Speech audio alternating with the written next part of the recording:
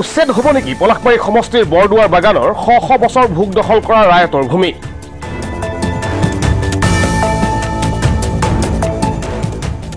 মুখ্যমন্ত্ৰী হিমন্ত বিশ্ব শৰ্মা মিছলিয়া বিধায়ক হেমাংগ ঠাকুৰীয়া মিছলিয়া যোগান মন্ত্ৰী হাই হাই ধ্বনিৰে উত্তাল প্ৰতিবাদ বৰদুৱাৰ বাগানত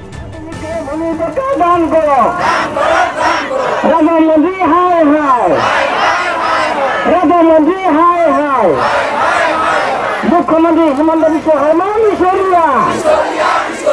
মুখ্যমন্ত্ৰী হিমন্ত বিশ্ব শৰ্মা মিছলিয়া মালিক পক্ষ হাই হাই মালিক পক্ষ হুঁচিয়াৰ মালিক পক্ষ হাই হাই মালিক পক্ষ হুঁচিয়াৰ জাতি মাটি ভেটিৰ শ্লোগান আওৰোৱা এইখন ডবল ইঞ্জিনৰ চৰকাৰ সঁচাই সাধাৰণ জনতাৰ স্বাৰ্থত আছেনে বহিৰাগত বণিক গোষ্ঠীক বৰপিৰা পাৰি দিয়া চৰকাৰে এইবাৰ পুনৰ গৌতম আদানীক গতাই দিব বিচাৰিছে প্ৰায় 1000 বিঘা ভূমি পলাশবাৰী ৰাজহ চক্ৰৰ অধীনৰ ৰাভা হাছঙৰ বৰদুৱাৰ বাগানত স্থানীয় লোকৰ ওপৰত চলিব উচ্ছেদ এসপ্তাহ পূৰ্বে চৰকাৰী উচ্চপদস্থ বিষয়াৰ দল উপস্থিত হোৱাৰ পিছতে হাহাকাৰ লাগিছে অঞ্চলটোত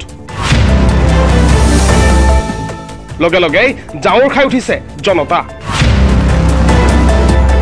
যিটো সময়ত বিভিন্ন অধিকাৰৰ দাবীৰ বাবে সংগ্ৰাম কৰি আহিছে সেই সময়তে এতিয়া উচ্ছেদিত হ'ব লাগিব তেওঁলোক বৰদুৱাৰ বাগান ভূমিপত্তন দাবী সমিতিৰ আহ্বানত বিভিন্ন দল সংগঠনৰ সহযোগত অনুষ্ঠিত হ'ল বিশাল প্ৰতিবাদী সভা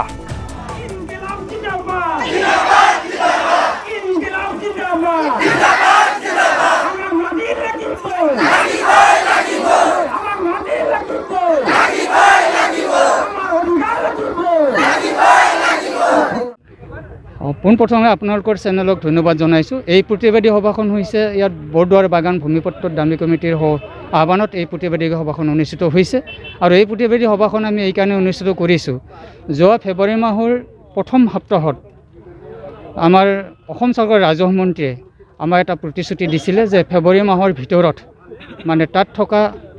ৰাইজসকলক পট্টা প্ৰদান কৰাব আৰু তাত আমাৰ স্থানীয় বিধায়ক মাননীয় হেমাংগ ঠাকুৰীয়াৰ লগত আমাক একেলগে এই প্ৰতিশ্ৰুতি দিছিল আৰু সিদিনাখনে মাননীয় হেমাংগ ঠাকুৰীয়াদেৱক ৰাজহ মন্ত্ৰীয়ে এটা নিৰ্দেশ দিছিল অতি কম দিনৰ ভিতৰত তাত এখন ৰাজহুৱা সভা অনুষ্ঠিত হ'ব লাগে আৰু তাত থকা জনসাধাৰণক মানে ডিচেম্বৰৰ ভিতৰত এপ্লাই কৰি আমি যাতে ফেব্ৰুৱাৰীৰ ভিতৰত পট্টা প্ৰদান কৰিব পাৰোঁ আৰু সেই সূত্ৰে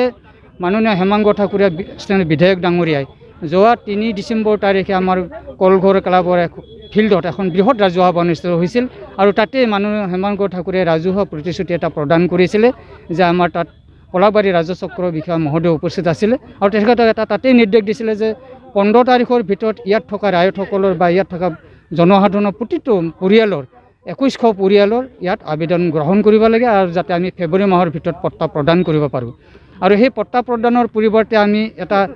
তেখেতসকলৰ পৰা এটা প্ৰদান পালোঁ যে যোৱা 7 আৰু 8 ফেব্ৰুৱাৰী তাৰিখে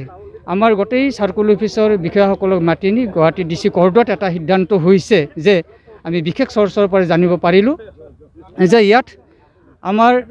এই বৰদুৱাৰ বাগানত আদানী গ্ৰুপৰ CNG কোম্পানী এটাক ইয়াত 200 বিঘাৰ পৰা 1000 বিঘা ভূমি আমি য'ত আজি প্ৰতিবাদ কৰিছোঁ ইয়াত আৰম্ভ কৰি এই 200 বিঘাৰ পৰা 1000 বিঘা মাটি গতাব বিচাৰিছে আৰু সেইকাৰণে আজি আমি ভূমিপত্তন দাবী সমিতিয়ে বৃহৎ এই প্ৰতিবাদী সভাখন আয়োজন কৰিছোঁ আৰু এই সভাৰ জৰিয়তে আমি অসম চৰকাৰক জনাইছোঁ যিখন চৰকাৰে নেকি জাতি ভেটি মাটি ৰক্ষা কৰাৰ নামত আহিছে আজি যদি তেখেতসকলৰ সেই প্ৰতিশ্ৰুতি ফেনত মানে পৰিণত কৰি আজি আমাক খিলঞ্জীয়া জনগোষ্ঠী জনজাতি মানুহসকলক উচ্ছেদ কৰি যে বণিক গোষ্ঠীক মাটি ইয়াত গতাব বিচাৰিছে এইটো আমি কোনোকালে আজি প্ৰতিবাদী সভাই আমি প্ৰমাণ কৰি দেখুৱাইছোঁ কোনোকালে আমি ইয়াত এটুকুৰাও মাটি আমি এৰি নিদিওঁ এটা পৰিয়ালো আমি উচ্ছেদ হ'ব নিদিওঁ আৰু যদি এইটোৱে অসম চৰকাৰে তেতিয়া কৰিব বিচাৰিছে তেতিয়াহ'লে আমি ইয়াতকৈ জংগী আন্দোলন আৰু পৰৱৰ্তী সময়ত হ'ব